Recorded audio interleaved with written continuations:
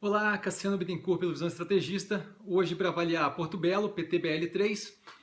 E a gente começa lembrando aí que a empresa é a maior empresa de cerâmica da América do Sul, a marca é a mais reconhecida do setor, a empresa teve um resultado pressionado nesse primeiro trimestre, porém isso também é efeito de uma sazonalidade que a gente tem, onde ela tem uma melhora do resultado no segundo trimestre e atinge ali o pico da operação dela no terceiro trimestre.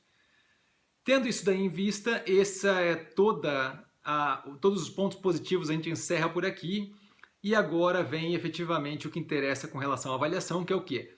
A empresa está muito pressionada de vários pontos diferentes e já tem algum tempo. Então isso daí dificulta demais a operação da empresa e isso nós vemos isso refletido nos resultados da empresa, né?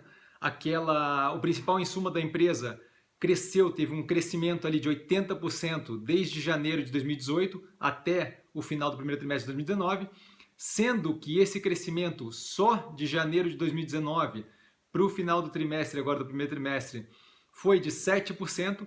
E quando a gente fala de insumo mais importante ali para PTBL é o gás natural. Então isso daí deteriora violentamente a margem bruta deles e por conseguinte afeta lucro líquido e o EBITDA que a gente vê ali, que o lucro líquido vai para um valor considerável negativo e o EBITDA praticamente zero, e aquilo dali, pelo que foi informado pelo pessoal da teleconferência, a gerência deles, ainda envolve fatores ali não recorrentes, então aquele EBITDA dali ainda está bonificado de uma certa forma. Além disso, a gente vê que a operação dela no mercado externo representava aí, no primeiro trimestre de 2018, 21% da receita líquida, então era uma operação que não era desconsiderável.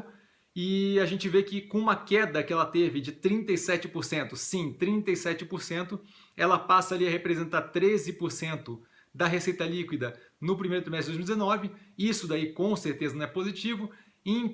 Como principal ali a gente tem a causa a Argentina, que teve ali uma queda de aproximadamente 60% na operação e que era uma das maiores operações, a maior operação que a Porto Belo tem externa, com uma das margens mais rentáveis, então era uma das operações mais rentáveis e a maior operação externa que a Porto Belo tem. Eu não sei vocês, mas eu não vejo a Argentina melhorando tão cedo, especialmente o Macri passando pela quinta crise, pela quinta greve geral dele e concorrendo aí agora com um candidato que tem como vice a Kirchner. Eu não vejo ali um grande horizonte de melhora para a Argentina, então isso preocupa. Além disso, a gente vê que a empresa tem aí investido bastante em aumentar as operações e com isso a gente vê um crescimento desproporcional das despesas. A própria empresa reconhece que a despesa operacional cresceu de um jeito desproporcional. A gente vê isso daí claramente representado no crescimento de 22% na despesa operacional. A economia brasileira nesse momento, pré-previdência, pré-passagem da Previdência, na situação que a gente está vivendo, está desacelerada e isso está o quê? Dificultando o repasse do aumento dos custos da empresa, que aí inclui todos esses fatores que eu estou citando aqui, para os preços finais para os consumidores, porque uma vez que se eles fizerem isso numa economia nesse estado, eles perdem ali a capacidade de giro, né? Perde market share, perde no número de vendas, então para eles não é interessante, eles não estão conseguindo repassar esse preço para o cliente final, o que é mais um ponto negativo. E para fechar ali com chave de ouro, a gente tem um fluxo de caixa operacional negativo em 21 milhões, isso causado em grande parte por causa da variação no ativo, né, a operação ali tem um fluxo de caixa positivo de 11 milhões, que é uma queda, mas ainda assim é positivo. Porém, quando a gente vê ali a variação do ativo e passivo, a gente vê que o estoque aumenta consideravelmente, isso como foi explicado por eles, por causa da operação mais fraca, tá? E a gente vê ali um aumento considerável também no passivo fiscal e trabalhista, o que é mais um imbróglio ali nessa direção, e um aumento no contas a pagar referente a investimentos. Então, assim, o capital de giro ele não está muito amarrado e a gente tem ali algumas outras dificuldades além do capital de giro.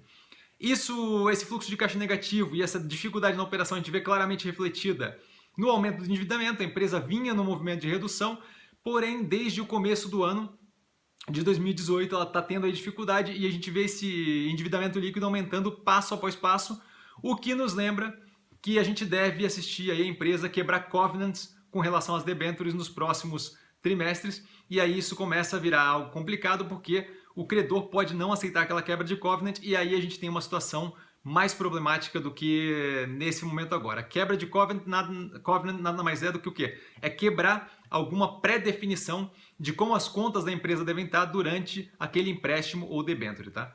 Então, assim, tendo isso em vista, eu acho que assim, o preço claramente está descontado, né? A gente vê ali que teve uma queda considerável, porém a quantidade de variáveis que pode afetar a empresa de forma negativa me deixa desconfortável com o investimento.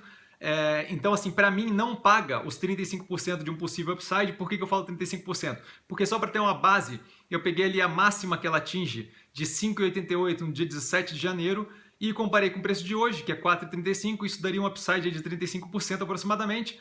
Então, assim, não que não seja bom 35%, mas a gente tem que sempre lembrar que investimento é custo de oportunidade com restrição orçamentária, então eu acredito que tenham ativos mais interessantes com menos risco e com payout possivelmente maior, né? Um pagamento em futuro possivelmente maior. Então, por hoje eu fico por aqui.